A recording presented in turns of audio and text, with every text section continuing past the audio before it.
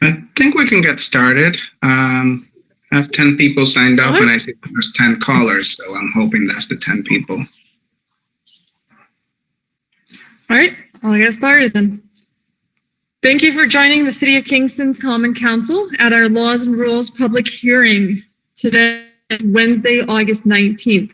My name is Andrea Schutt, the Council President and organizer for our virtual meetings.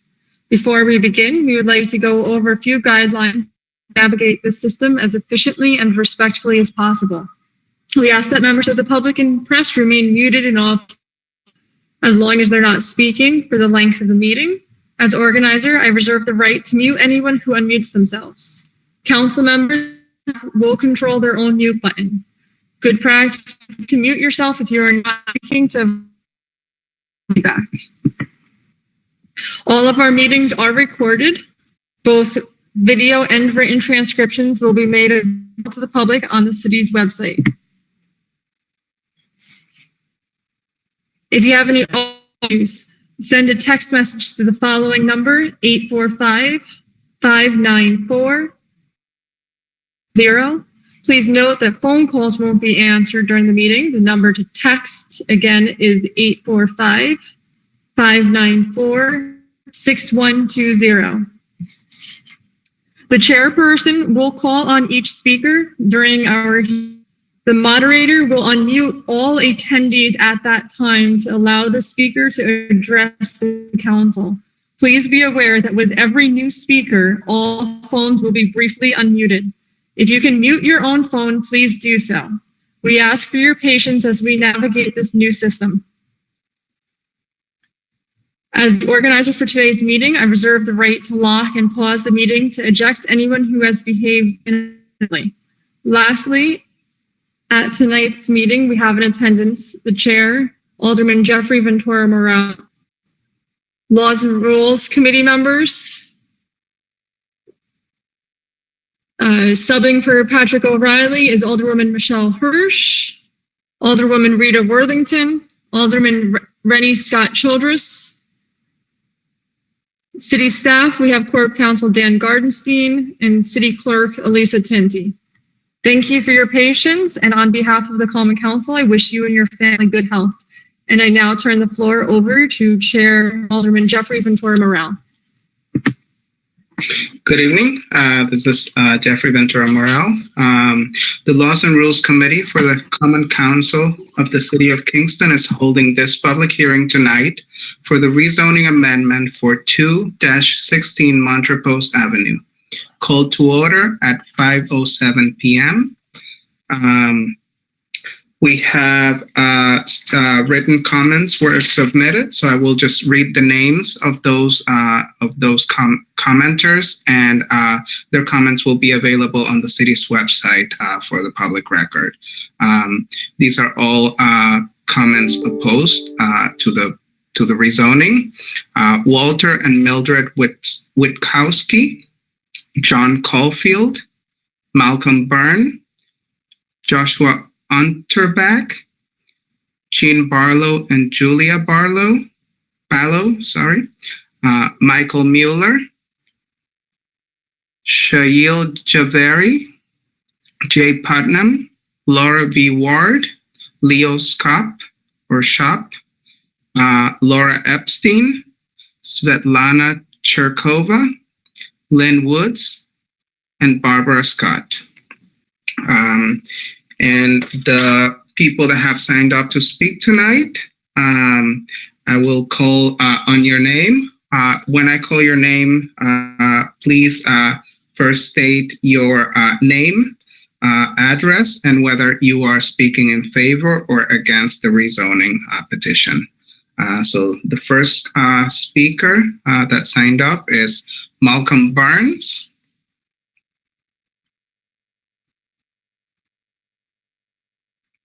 Malcolm Burns.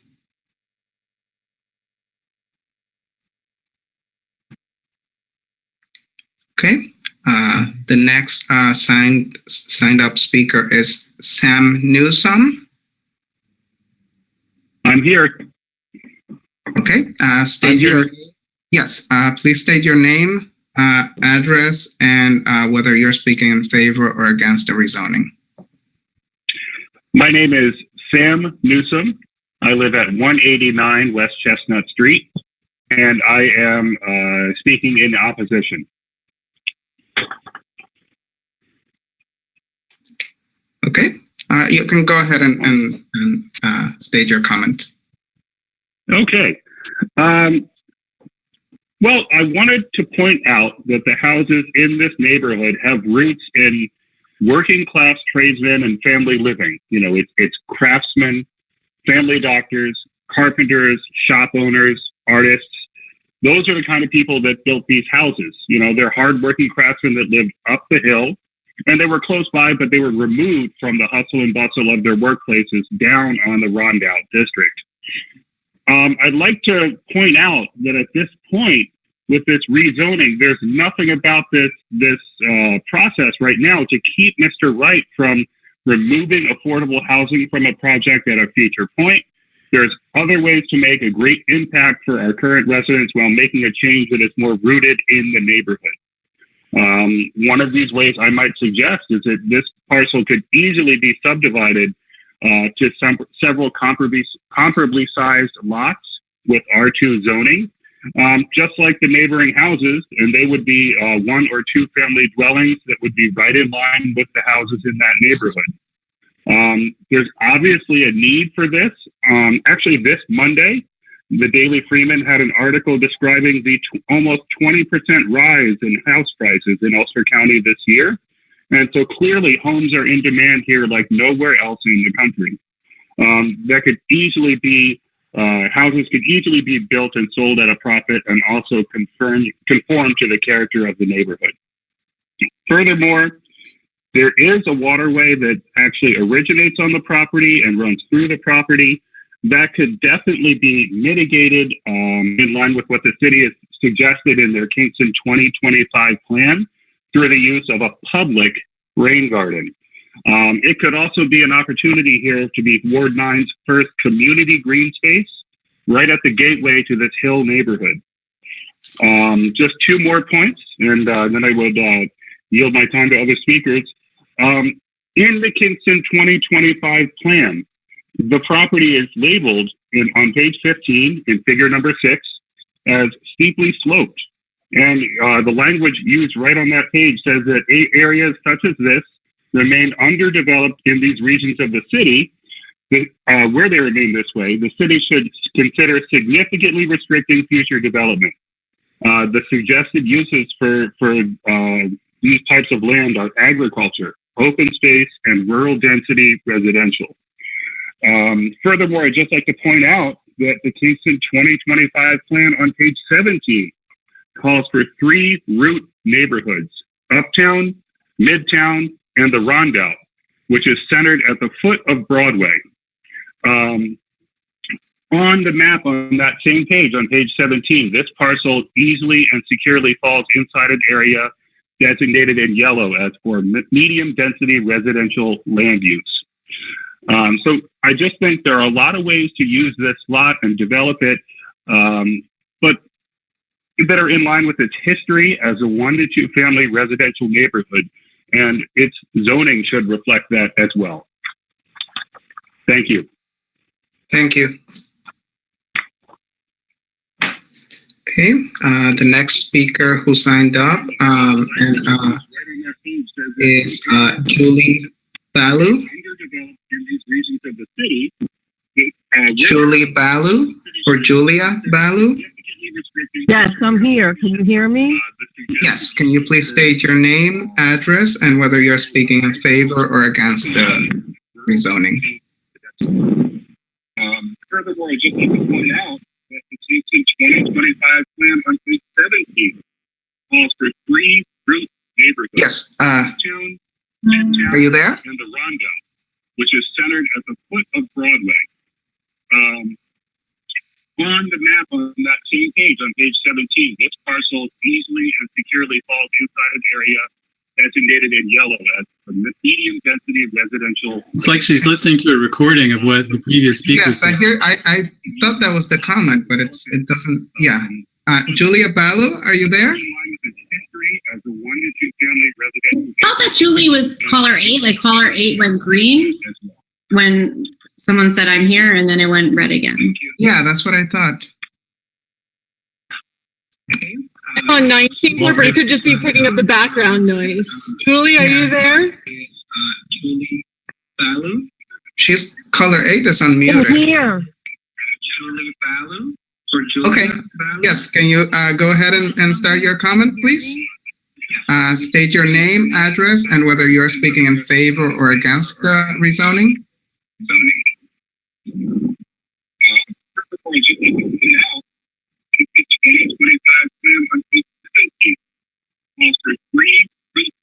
Yes. Are you there? Okay. Okay, Julia, I'll call the next caller, and then I'll call your name after. So just because I don't know what's happening with our sound here. So the next speaker is Lowell Ting.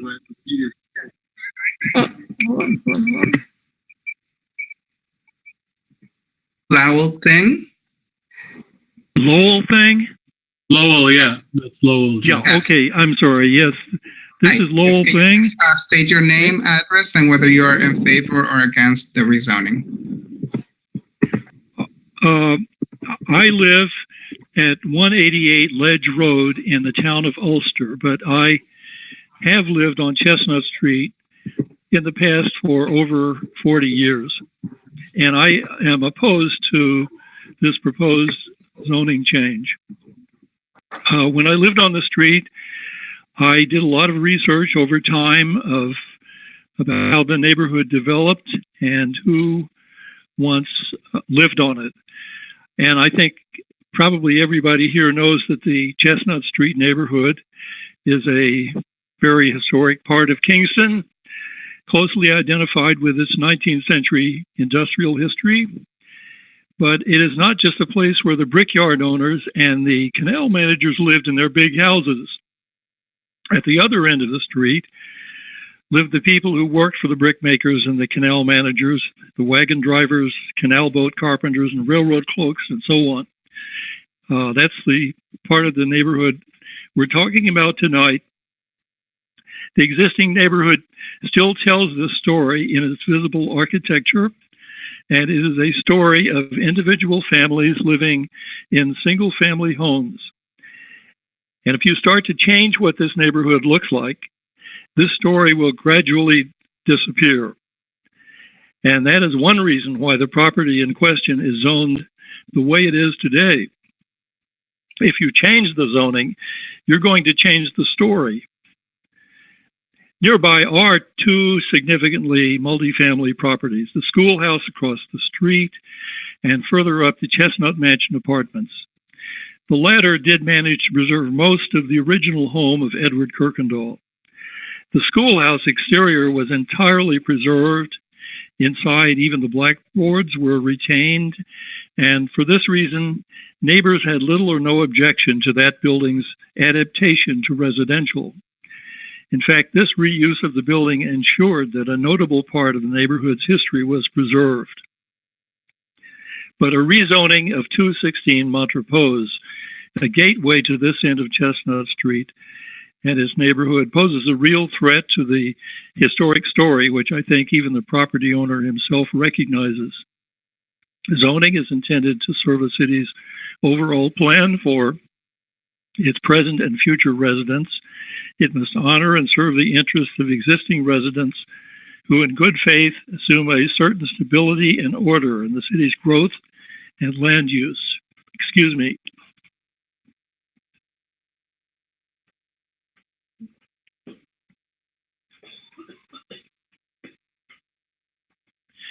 Any change to zoning must necessarily be exceptional and fair to those who are already invested in it. The zoning change process itself assumes that adjoining property owners have an interest in any such change. Certainly, they should have preference in any proposed change over a party asking for such a change. I don't presume to offer a suggestion about how the property should be used, but I do think that the present owner should reconsider the impact his proposal would have on this neighborhood. Meanwhile, once again, I urge you to oppose this proposed zoning change. Thank you. Thank you. Okay, so let me call again Julia Balu. Are you able to speak now? Hi, this is Michelle Hirsch. I reached out to Julie and she's Okay. going to try to call back in. Okay. And, Okay, so I'll call her again at the end. okay. Thank you. All right. Okay, next speaker is Pamela Wenner.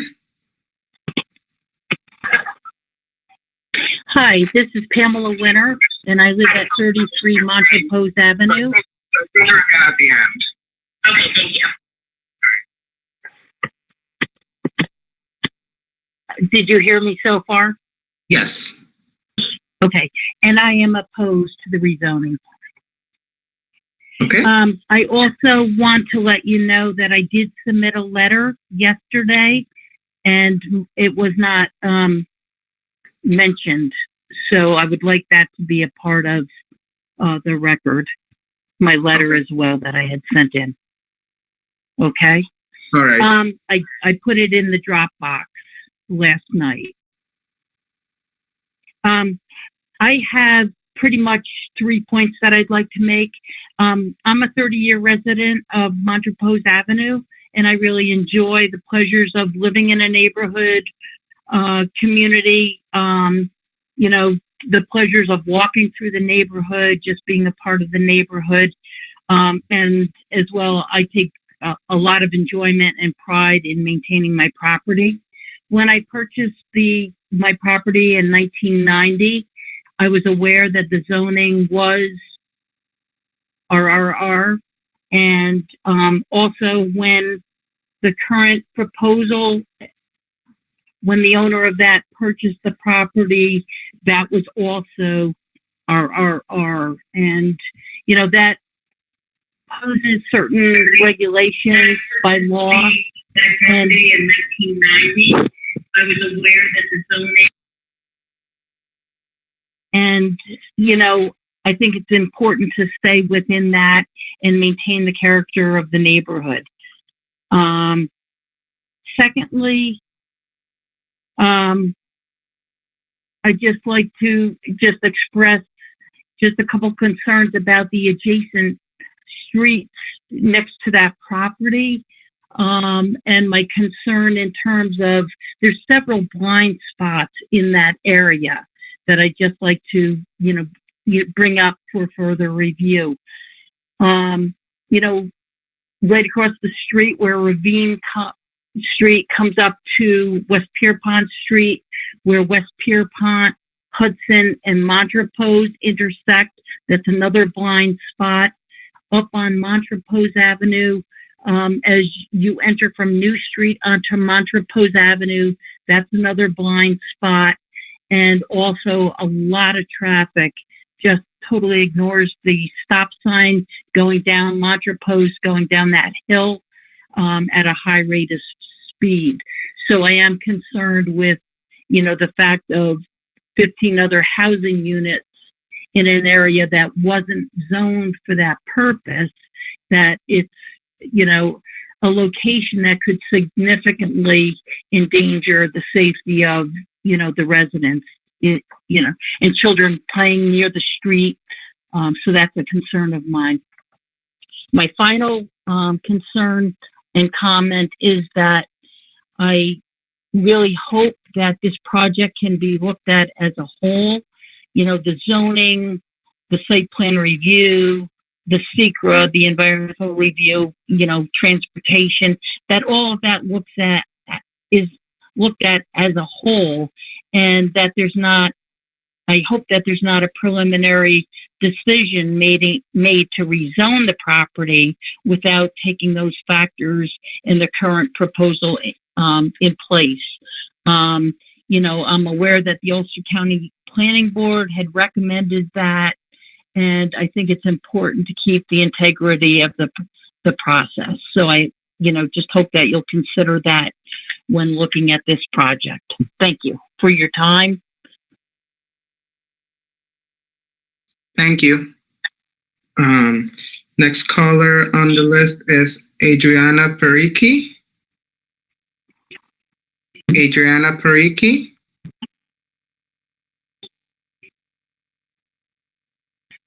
Hi. Hi, this is Adriana Perici. Pariki, sorry. And yeah, no worries. Yes, please state your address and whether you're speaking in favor or against the rezoning. Yeah. My name is Adriana Perici. My partner and I own and live at 126 West Pierpont, directly across from 2 to 16 Montrepose. And we opposed this zoning change. I moved to the Hudson Valley from Puerto Rico by way of college in the region. My partner was born in Ulster County and has lived here most of his life. And we bought our house in this neighborhood because of the unique feel of a diverse community living in reasonably sized homes that are integrated into the natural environment. And for us, being committed to this community, which we are, means caring deeply for our neighbors and caring deeply for nature and the land. So we're grateful to live in a single family home, as our next door neighbors, Tim and Valerie, our neighbors to our right, who have read this statement and have asked us to speak on their behalf as well, since they couldn't be here tonight. We're also really, really grateful that there's a multifamily home with 4 units on the other side of our house. People call it the house on the rock. We get to be neighbors with the working class individuals and families who live there and who are able to pay affordable rents, which we all know is a rarity in Kingston these days. We are happy with the way things are with the homes and the neighbors at this intersection of West Pierpont and Montrepose, and we feel concerned that any upzoning from RRR to for 2 to 16 Montrepose could detract from this experience. However, we are also deeply concerned with the housing crisis that Kingston faces.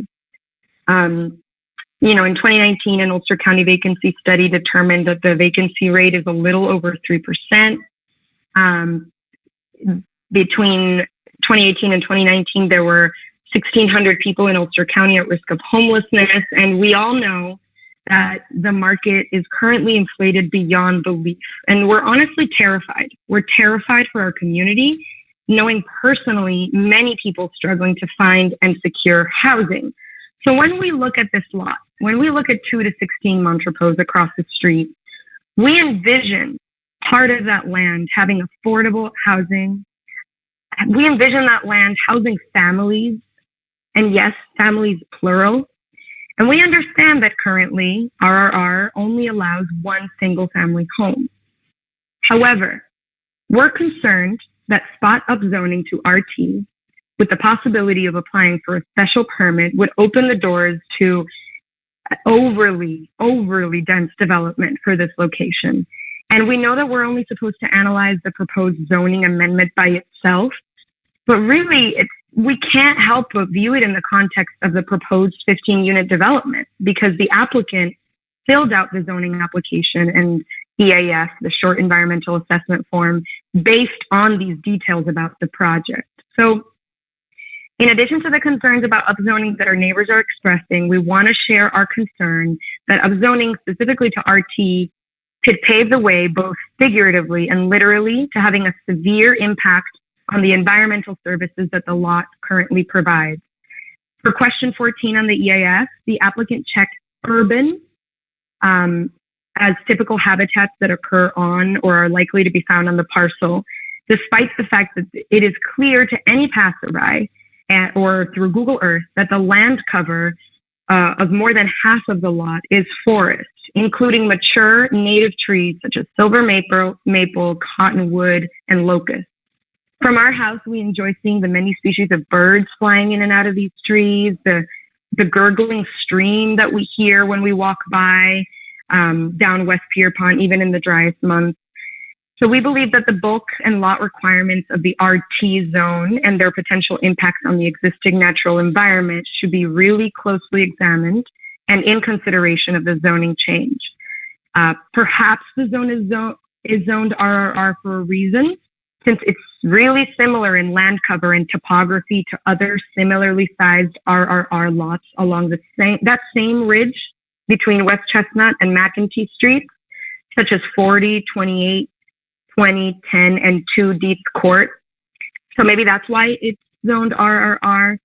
But perhaps there's some other zoning solution to achieve a balance between housing and the environment that will be good for everyone. We understand that a full seeker review will come with the formal application and site plan, but the zoning amendment must have an environmental review as well. And we're worried that the Laws and Rules Committee and the full Common Council will not adequately perform this environmental review when considering the proposed zoning amendment.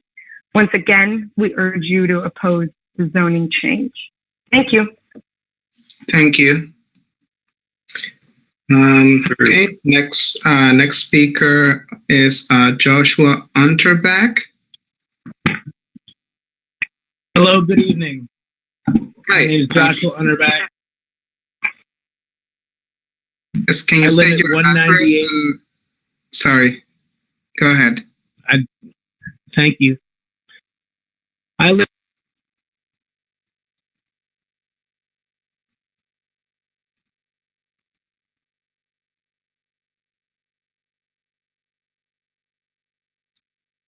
Hello? Are you there, Joshua? That's awful.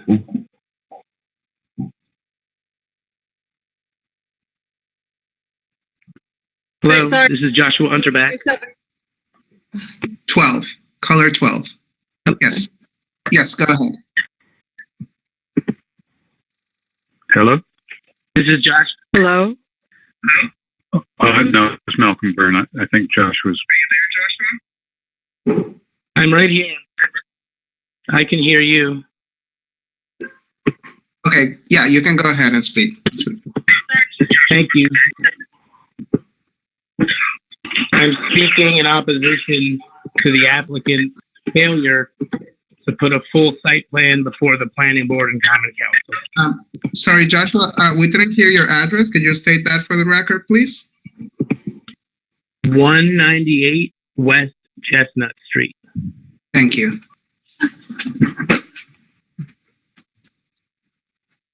My house is at direct risk of significant structural damage if the landowner, Mr. Wright, chips at the bedrock in an improper fashion. It could be irreparable. I'm speaking in opposition to the proposed rezoning based on the applicant's failure to put a full site plan before the planning board and common council. I have submitted a formal protest petition detailing my objections, co-signed by my adjoining and adjacent neighbors that surround the lot. Andrew Wright has a strong body of work in this town and is well liked. This alone is not grounds for a spot rezoning of this parcel. Mr. Wright has left the lot wild and lawless for 20 odd years. The area is calling for an improvement. This alone is not ground to circumvent the recommended civic and topographical review process. I hope my city's governing bodies can prioritize fairness in their land review process. I thank the committee for their time. Thank you. Next speaker signed up is Svetlana Cherkova. Svetlana Cherkova. Hello, can you hear me? Okay.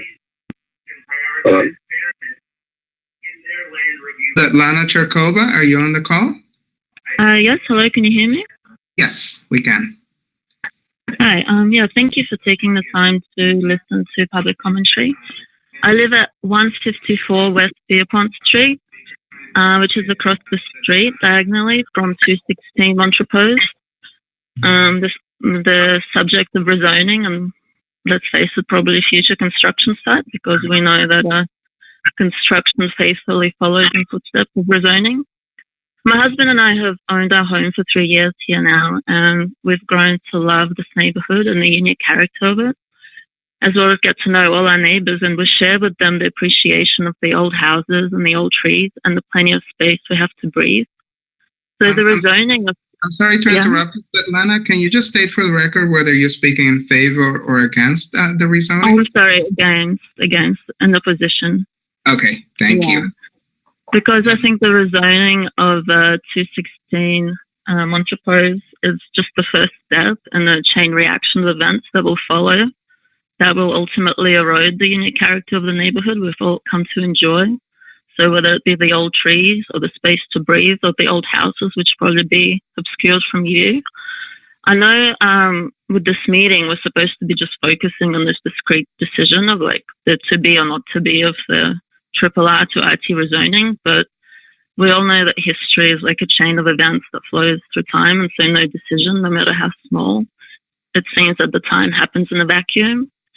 So, you know, it's a single decision that can set a precedent that opens a Pandora's box of rapacious overdevelopment and aggressive rezoning. And I think there's too much of Kingston's historic character has been already irreparably lost to such decisions in the decades prior. You know, we'll know what happened with urban renewal and why there's a Planet Wings now where a post office was. So, I urge you, as you make this decision tonight, to look forward in time and consider the change to this neighborhood and the unique character of Kingston as a whole that this decision will bring in the years and decades to come. And make the call that you will continue to be proud of as the years fly by. Thank you for your time. Thank you. Next caller is Lauren Epstein. Hi there. Hi, Lauren. Could you state your address and whether you are in favor or opposed to the rezoning, please? Yes, I'm at 240 West Chestnut, and I'm opposed. Thank you. So I'm presently residing in my family's home, generational home of 40 plus years, and I really love this area. It's where I attended high school and where I recently returned and where I plan to continue living through my retirement. Not a small part of my tenderness for the city is the enduring character of its old streets and its beautiful waterways and its industry and varied antique residences. They all combine to give a texture of grit and gentility.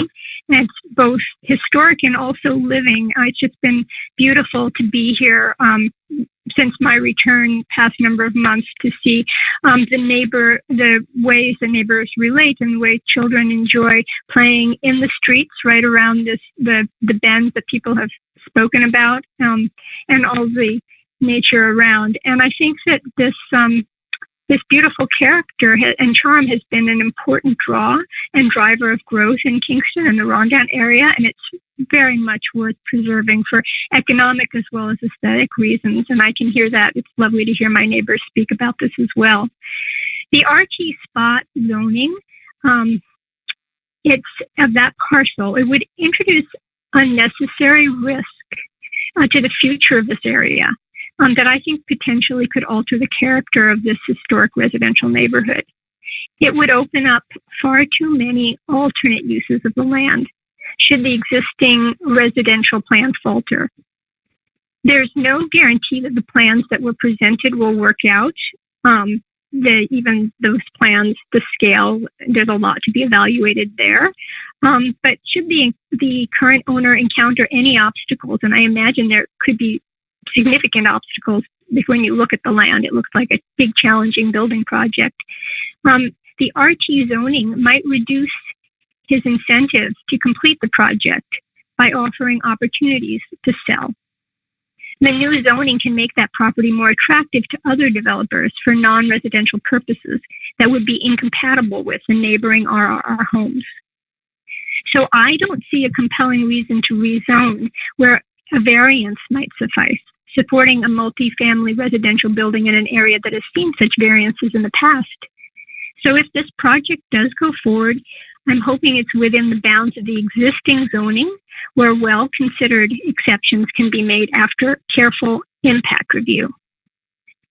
So, as I mentioned, I think a good review would be appropriate for this really unusually situated site. It's centrally located, yet all these years it has not been developed, maybe for good reasons.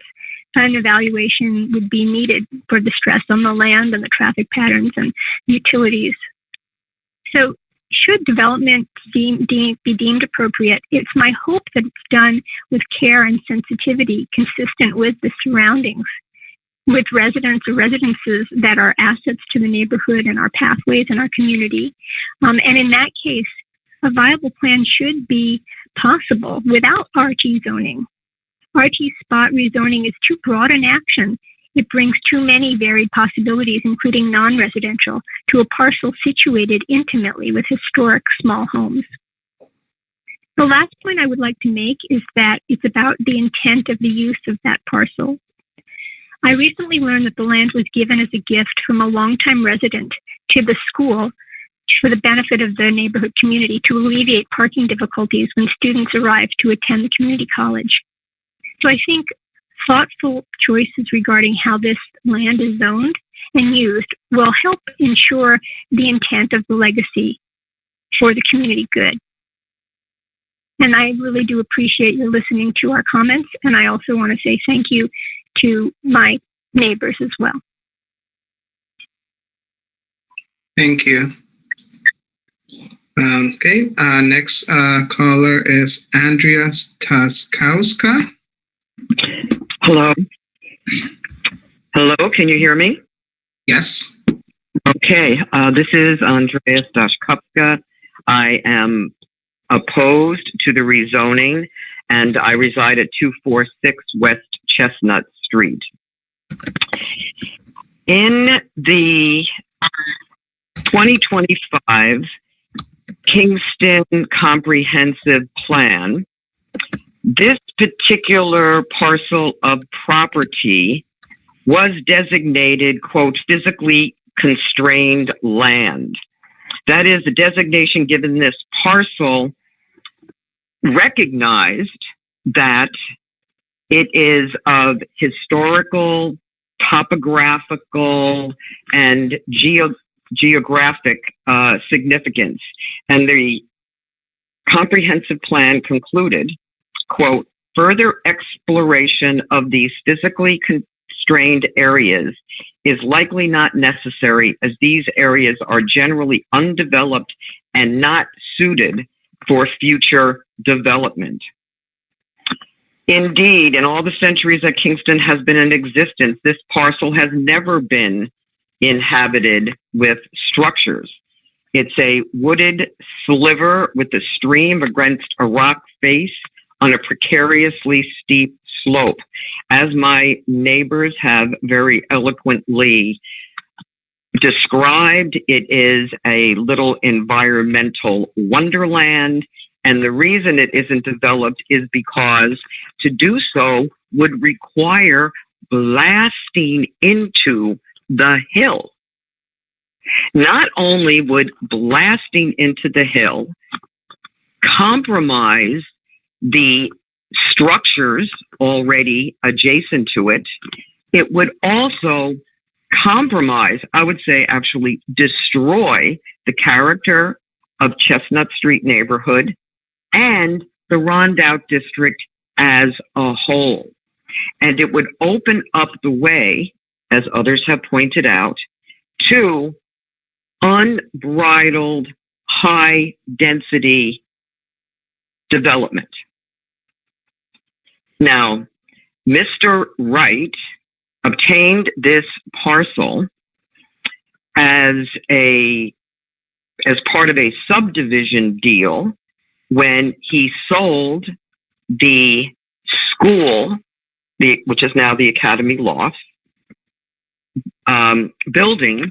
That parcel had been attached to the Academy Lofts.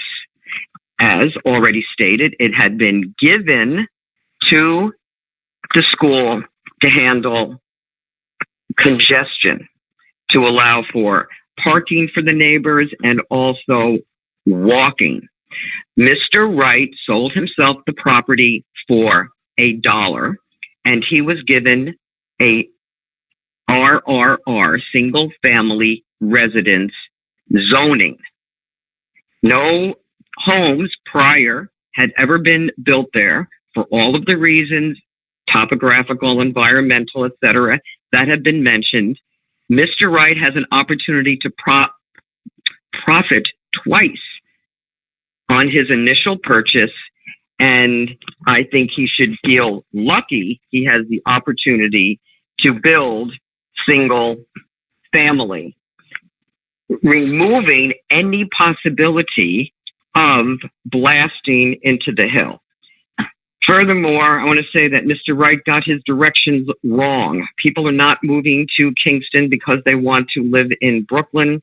People are moving to Kingston for its unique and varied housing stock, its low density living, its integration into the natural environment, and for its historical character.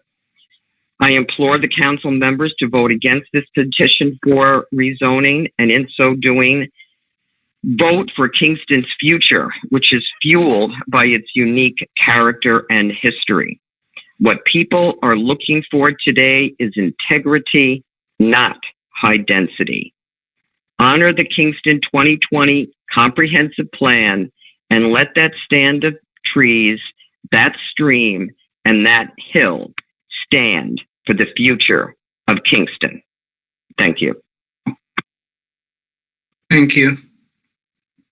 Okay, and then next caller is Clark Richters. Hello? Hi, Clark. Can you state your address and whether you're speaking in favor or against the rezoning, please? It's 3 Garrison Drive, and I speaking against the proposal or the changing of the zoning. And I also want to add for the record my concerns about that section of Kingston. Okay, go ahead. Since I believe, I'm not sure when it happened, there used to be able to, the neighbors used to be able to park in there where it got most of the cars off the streets. Now that they blocked it off, Mr. Wright has blocked it off. Now he's pushed the cars on the street, and I believe that if you go down there, like the one caller says, I believe when you're trying to come up Revane Street, you're not able to see around the cars, because I remember seeing cars like parked along there. So your visibility looking up that hill is next to nothing. Not only you have to deal with that, you also have to deal with trying to keep your car from rolling back or whatever. And probably in the winter time is probably even worse. So I would suggest to council really right now, because there's a lot of cars parked on the street over there, and that is a busy intersection, that they do a traffic study alone in that area, because I think it's going to be a matter of time before something, hopefully it doesn't, some tragedy of pedestrian or an accident is going to happen over there because of what the changes are over there, where the cars have no choice but, because there's no off-street parking, and you have to take that, and hopefully, and that's it. And so I'm hoping that the council will take, or my alderman will pursue that on-street parking over there, because I think it's I know they probably don't have a choice over there, but it would be really helpful if they were able to park in the lot to keep their cars off the street, not only during the winter, especially the winter months. I mean, that would really help somebody for not getting towed off the street. But anyway, that's it. Thank you for your time. Thank you. Okay, now we're circling back to Malcolm Burns. Malcolm Byrne. Hi, how are you doing? Hi, how are you? Can you state your address and whether you're speaking in favor or against the proposal, please? Yes, of course. I live at 63 West Chestnut, so,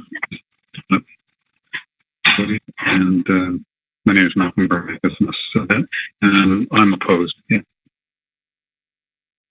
Okay, you can go ahead. Okay. Well, I mean, my primary, a lot of what I feel is pretty accurately stated by many of your other callers, so I won't, tread over the same trail. But one of the primary concerns I have is that, as you probably are familiar with the street, there's a lot of, these older historic houses that are fairly large. For example, my house is 4 bedrooms. And my concern is that some of the, like, let's say, for example, the gentleman who lives in what used to be called the Cloverleaf, I won't mention his name because I want to, maintain his privacy, but, he's getting on and it's kind of unclear what's going to happen with the property. And my concern would be, say, for example, someone were to purchase that house and decide to subdivide it into, say, 4 separate or even 6 separate units for, that would, I could just see that sort of landslide effect where, all these beautiful houses get carved up, which, unfortunately we've seen in other parts of the town. I don't mean to sound too selfish here, but, it's a trend that hopefully is being reversed. And my other concern, and this is a broader concern of Kingston in general and the area as a whole, is maintaining an equal balance between, housing for people coming up, currently, as a current, this is trying to get out of the city, but also maintaining affordable housing for people who already live here, who are already, been finding it hard enough to keep up with rents, and just seeing rents go up and up and up is going to push people who really deserve to be here. I'm talking multi-generational Kingston residents that may be forced out because of increased rents. So that's pretty much my moral opposition to the issue, and the practical, legal. I don't feel I need to go into that. So I'll leave it there, and I do appreciate your time. Thank you very much. Thank you. Okay, and the last person, we're circling back now to Julie Balu. Hello. Hi, Julie. Would Hi. you state your address and whether you're speaking in favor or against the proposal, please? I live at 202 West Chestnut Street, and I'm speaking against the rezoning. Okay, go ahead. My husband and I have lived at 202 West Chestnut for 32 years. Before that, my husband resided there at 202 from 1953 until 1988. It's a family home. In fact, I grew up on Home Street. As such, I am very familiar with this area, and I relish its history and its beauty. As a longtime resident, I cherish my neighborhood and its RRR zoning. It might be argued that there are homes that house multi-units. Those structures were pre-existing and were keeping with the design and character of our neighborhood. I am against the rezoning of 216 for many reasons. The property lies directly behind my home. It is located on a steep hill, on a very narrow road and hill that has very limited room for multiple vehicles and blind spots that endanger and impede vision of drivers. With the changing in zoning and the proposed 15-unit housing that Mr. Wright has come up with, this would put a dangerous strains on the intersection. Also, I'm concerned about the environmental impact. This is a wooded area with a freshwater stream running through the said property. I have first-hand knowledge of the stream as I played and walked by the said stream many times as a child growing up in this area. In fact, this stream is mentioned and its historic past in Ed Ford's book Streetwise on page 204 and 205. Because of this and many other reasons, I implore that this rezoning be examined as a whole rather than segmenting the process, as each part has a major implication on the others. In fact, the Ulster County Planning Board has made this recommendation, and it should be adhered to. I want to state I am not against development of this property if it stays within the zoning and remains RRR. A 1 or 2 family home that is affordable to residents could be built here with respect to the environmental and historic aspect of this land. In fact, the present owner has had this property for over 20 years, but has done little to nothing to improve it in that time.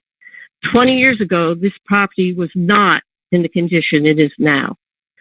This seems to come from a lack of upkeep and concern, in my opinion. I remember the fiasco of urban renewal, the demolition of the 2 beautiful post offices, etc. We cannot go back, but we can ensure that this property will be utilized in the best possible way in adherence to its present zoning. Let us not repeat our past mistakes. Thank you very much. Thank you. And the last caller I have is Shail Javeri.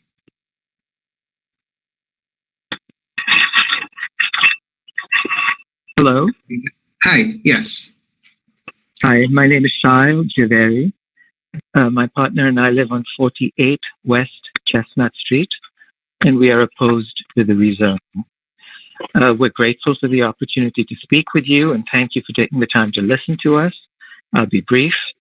We are newer residents to Kingston and to this hill, to the neighborhood.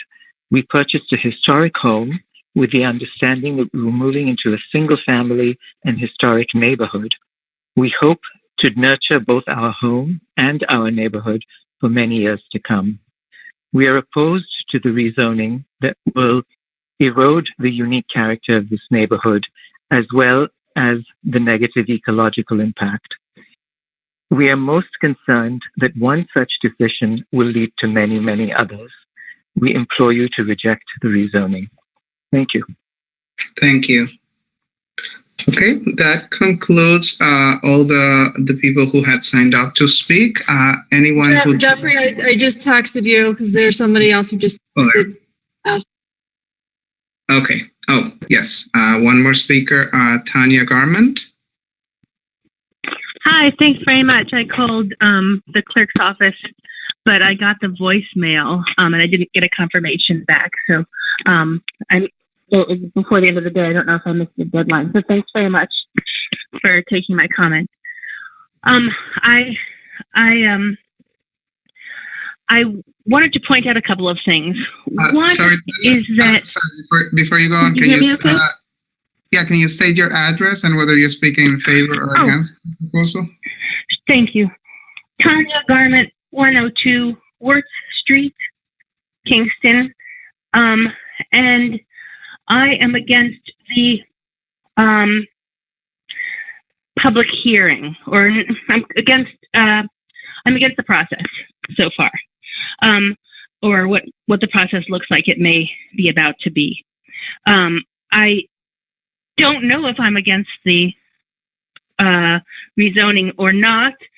In a way, I am against the rezoning in that what we really should have done already is started working on an actual comprehensive zoning code to go along with our comprehensive plan, which was adopted in 2016. And we were just about to start working on it before the state of the emergency was declared. So it is totally understandable that this has been on hold. However, I think it's becoming abundantly evident that we need a proper zoning code to navigate these treacherous waters that we are finding ourselves in. I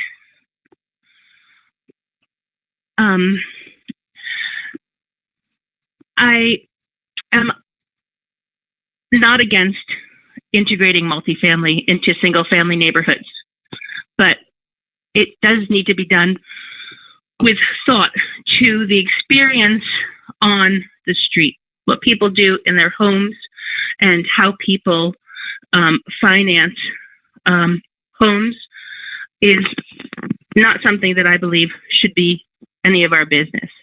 When many of these buildings were first built, they had many more people than they would have even if they were broken up into a multifamily house now. Families were very large. We have cars that we're dealing with right now, but we are at a state where we don't have any real parking management system. We don't have anything in terms of a code that we really need. We don't have affordable housing requirements. We don't have short-term rental legislation. And we don't have the form-based code that we desperately need right now. More people are moving into Kingston, and we need to be able to accommodate them in a way that is going to be sustainable and inclusive, and will keep Kingston a place where people have a good quality of life, but that more people than now can afford to live in. So this is something that is going to take a real process. We should be working on our zoning code right now. But I also wanted to say that I was disappointed that the comments from the Ulster County Planning Board regarding this did not make it into the packet. And I hope that the members of this committee have read them. They recommend that a full site plan review be done before you address rezoning. And that is because you need to understand what is really being proposed to go here. Don't do it backwards. And please work on our rezoning. Thanks very much. Thank you. Okay, so that concludes the speakers that had signed up to speak. If anybody didn't have a chance to sign up, I will keep the public comment period open until August 31st, which is the day of our Common Council caucus. So you could still submit written comments to the city clerk before then. And I think that is it for us. Andrea, is there anything else I need to state on the record for the process? Just gotta end the meeting. Okay, but not close it, right? Because we're keeping it open. Close the meeting. Just close the meeting at whatever time. Okay, so the public speaking period will remain open until August 31st, and we are closing this meeting at 6:02. Thank you. Thank you, Jeffrey. Thank you, Andrea. Just for you guys to know that I'm keeping the live stream running. It'll be the same live stream for laws and rules. IT, Kyle asked me to do it that way, and then he'll split it up afterwards. I guess it's easier on their ends. So the live stream will keep rolling. I don't think it affects any of you because you come into the meeting. So see you all in 28 minutes. Okay, I'll turn off my camera and go eat something. Thank you. Good job. Thank you. This conference is no longer being recorded.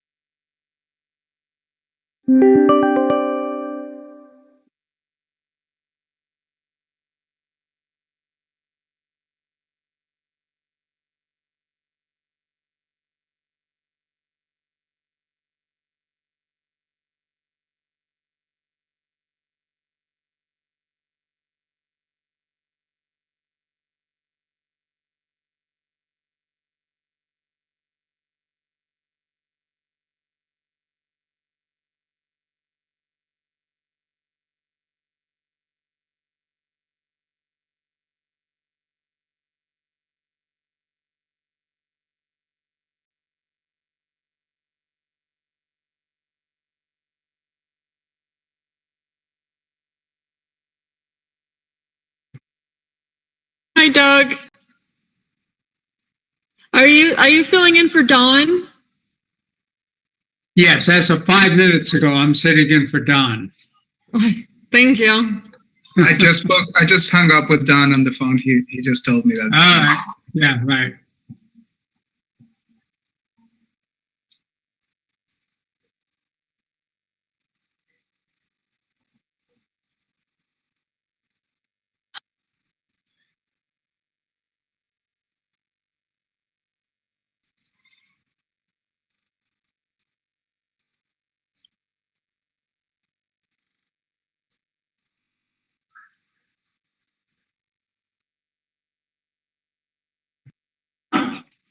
Hi, Rita.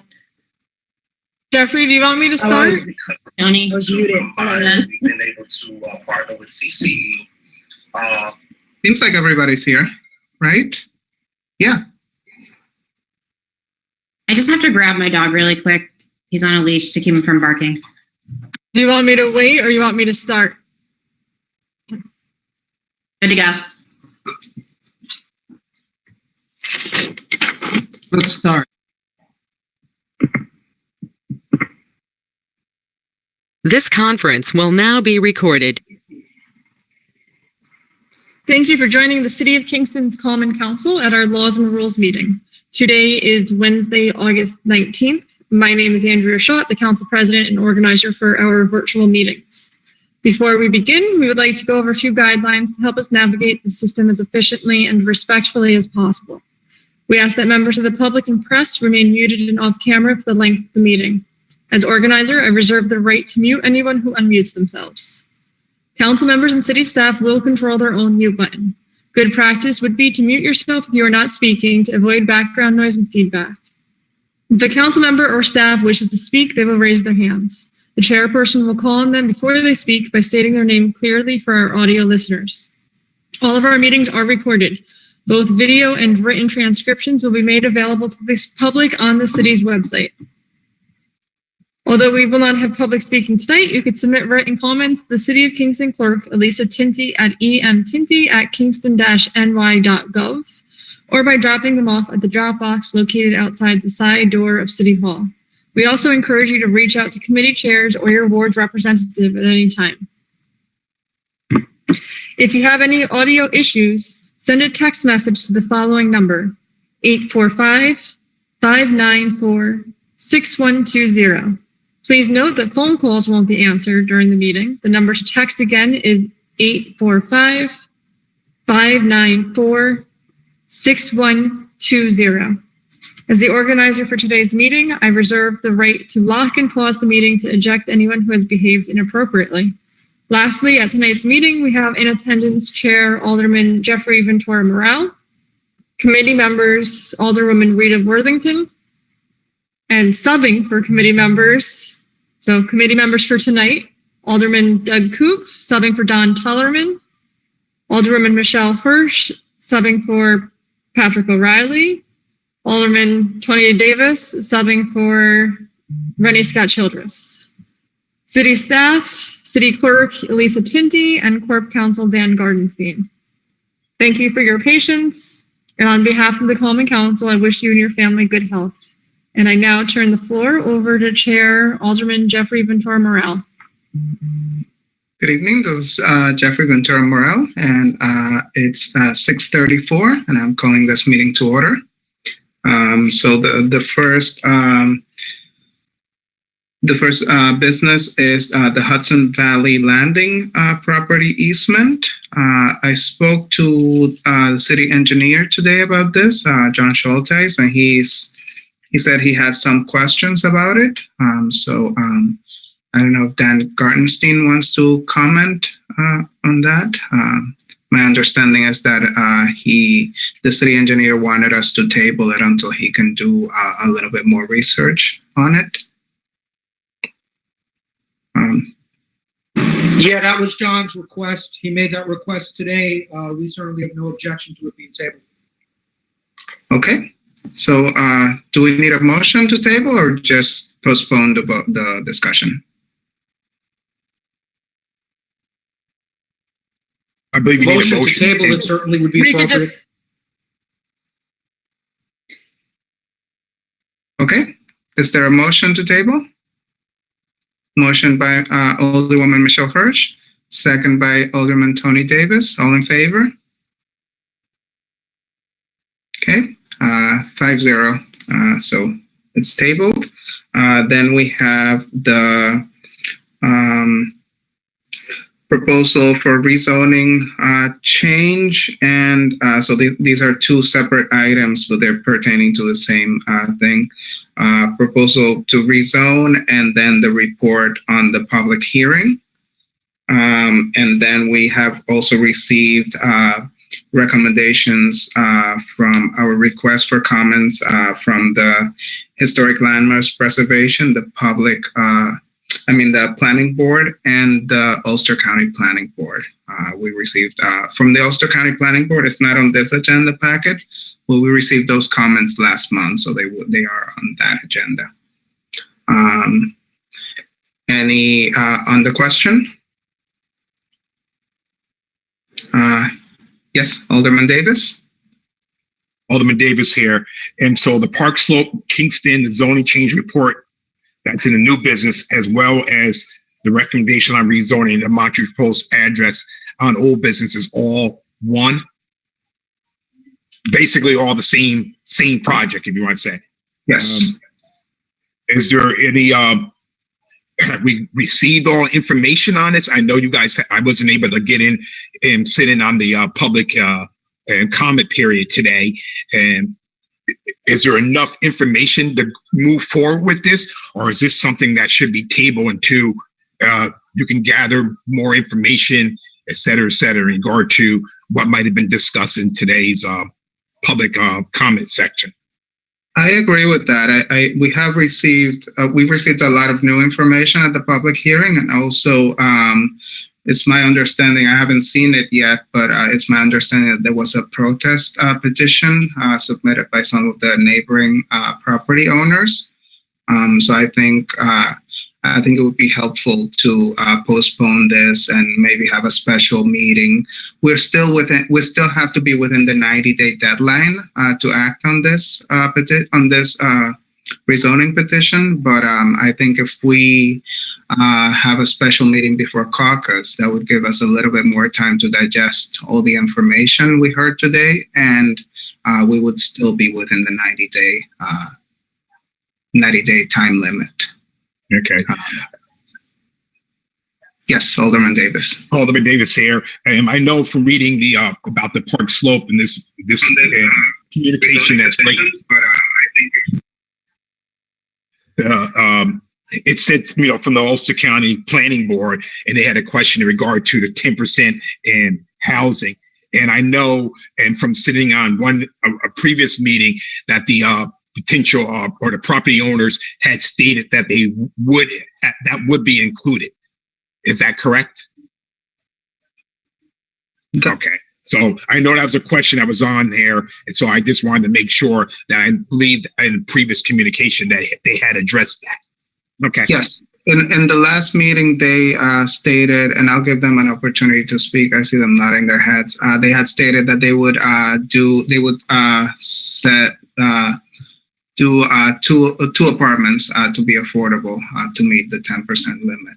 Sonia, did you want to add anything? Or, yeah, you're correct. Yes. You're 100%. Yeah. Thank you. Sure. Anyone else on the question?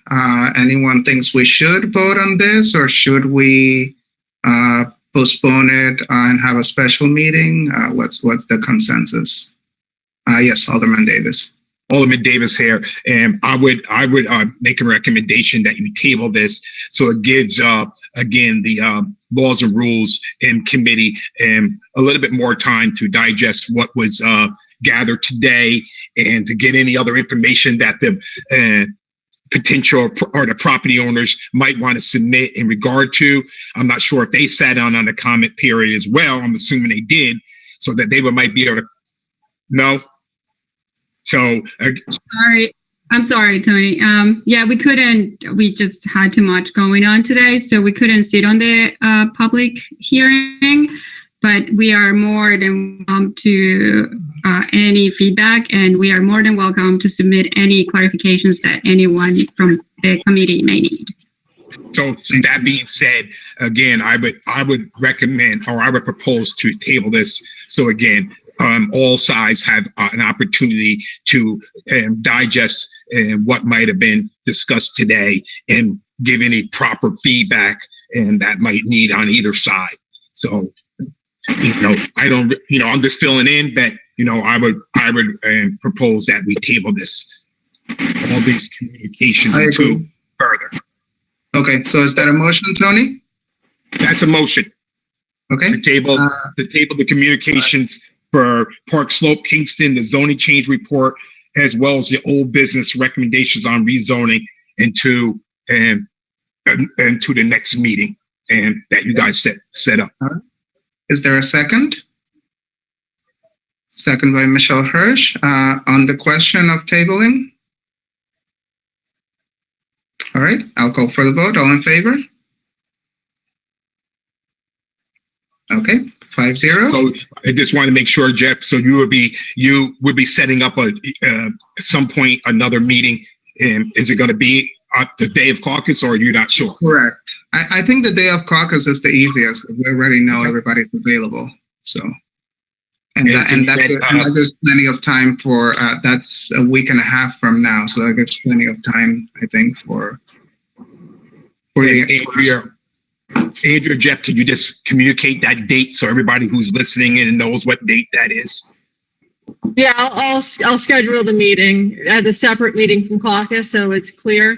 And just while I'm here, Sonia and Andrew, the public hearing was recorded, so you could go back and listen to that.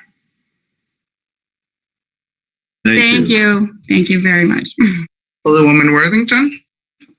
Yeah, I was just gonna make the comment, and maybe you could give out the date again, the extension to receive more comments and. Yes. So we did. We extended the public comment period for the public hearing until August 31st, and that will also be the day of caucus. So we'll have our special laws and rules meeting on that same day. So until that day, we can still receive more public comments. Go ahead, Sonia and Andrew. Sorry.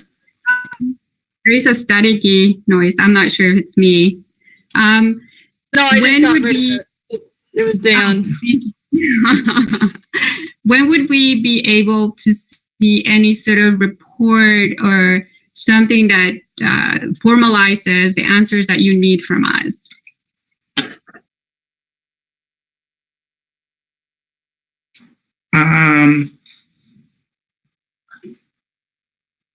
Michelle, do you want to take this? I'm trying to just get a timeline because so the public comments, which are extremely important in this situation, are accepted until August 31st. So then are we getting a report of the comments so that we can reply and we can clarify any issues, any concerns, or I'm not sure the protocol or the timeline. So that's I just want a clarification on that. Okay. Well, I think from what we heard, we've heard some questions on the public hearing today that I'll probably I'll work with the rest of the committee to compose an email maybe and send you some questions that we can get answers from you. Yeah, and we'll try to work on it to give you plenty of time to answer before the meeting. Another suggestion, Jeffrey, could be to a timeline on, or like an actual time for the comments, so that there's some space between the end of the public comment to the beginning of the special laws and rules meeting for everybody, including council members, to read through and digest. Yes. Consider that too. Yeah, I think usually, so let's do the public comment until 2 p.m. on that day. That's usually 10?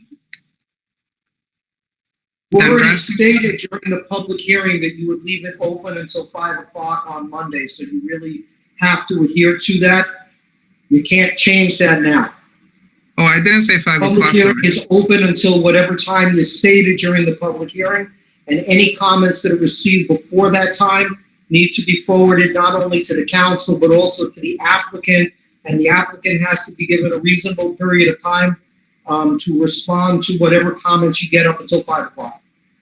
Okay, I didn't state a time at the public hearing though. I just said until the 31st. Are you sure you didn't say a time? I said until August 31st. I didn't state a time.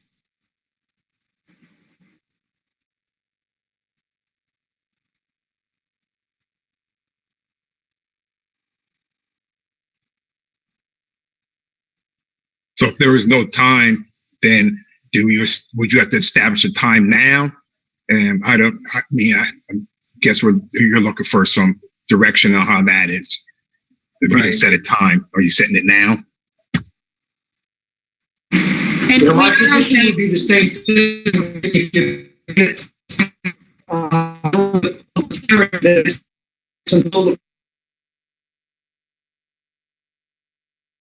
You're getting that if you don't state time during the public hearing is on Monday, shorten that period.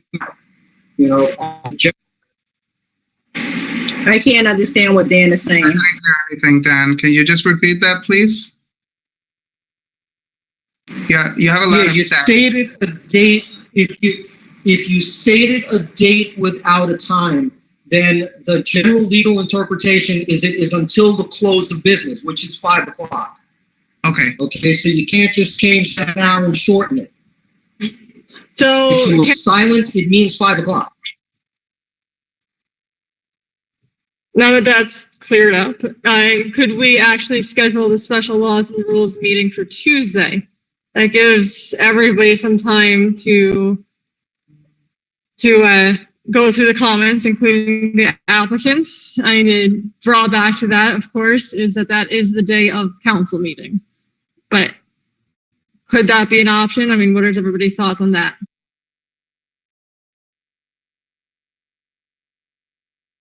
I'm fine with that. Yes, Tony? Yes, Alderman Tony Davis here. Yes, if Corp Council is stating that, you have to give comments up until 5 p.m. now because it was stated the 31st, and you want the applicant to have a time to digest this and the committee and as well as the committee members and the council, then you most likely probably should schedule special laws and rules the day of common council prior to that. So we all have, everybody has time to look over the material. All right, so does everybody agree to have the special laws and rules meeting on September 1st at, should we say 6 o'clock or 6:30? 6:30. So Tony, as Alderwoman Hirsch, Tony Davis and I, Doug Coop, we're all filling in. So I think you have to check, right, with the regular. Yeah, that's what I was gonna say. Can you wait to pick a time? Is that possible? That's good. Fine.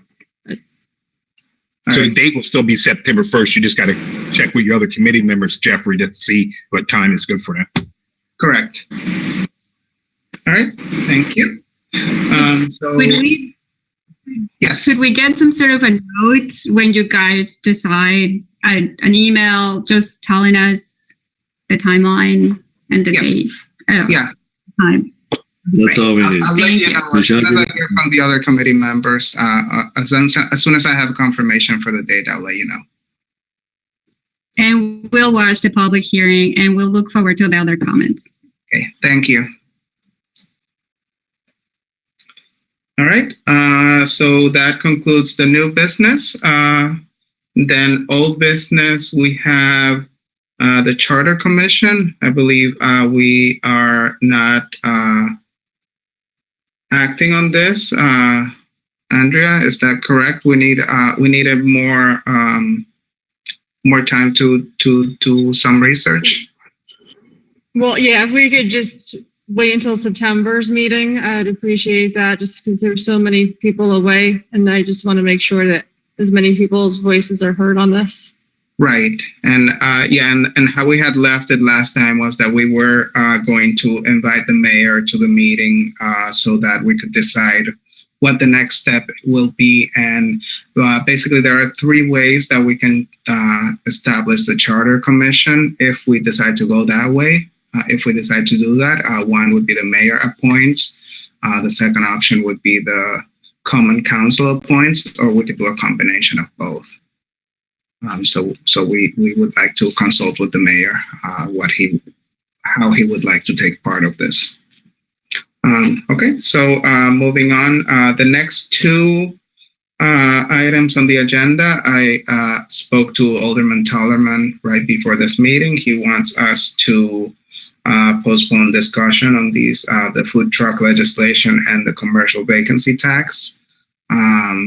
He's still working on these items, and I believe for the mobile food truck legislation, he was proposing to withdraw it from consideration, and so he does a little bit more research on the matter.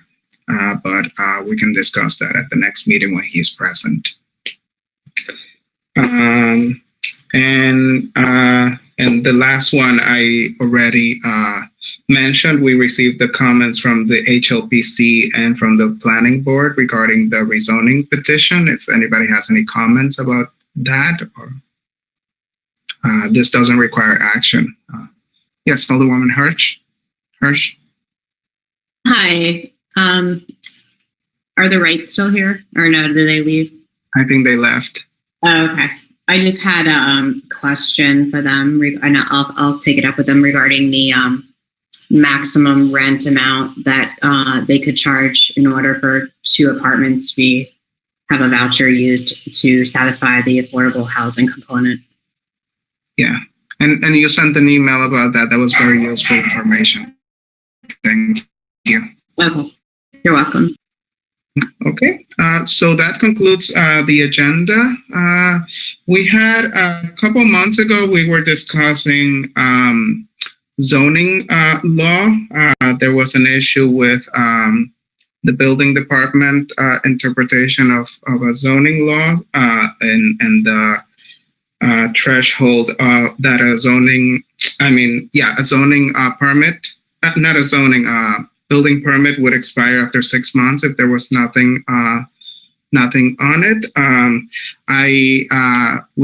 The committee had decided that I would send an email to the mayor requesting more information.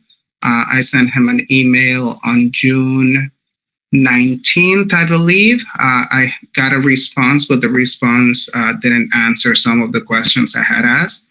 So I sent a follow-up on July 2nd. And I still haven't heard from him about that. In the email, I asked to see the documents that the building department used to make their determination. I asked for the building department to give us a report of what it would take for them to enforce this portion of the code. And I also asked if we were to change it, what the building department would like that change to look like. I know that the city has been stretched, city personnel has been stretched lately, so I told the mayor we would wait for his response and to take his time. So I haven't heard back from him. That was about a month ago, but I just received notice that the building permit that started this whole situation, which was the building permit for the Irish Cultural Center expired on Monday, so I just wanted to bring that to your attention, just to keep in mind.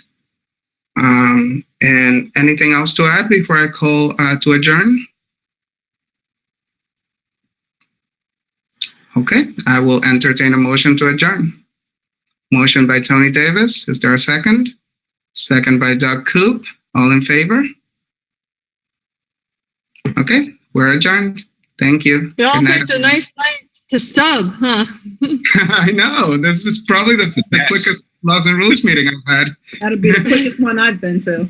Yeah, that's good because I just got back off the road from Beacon. I had This to go down conference is 4 no times longer today.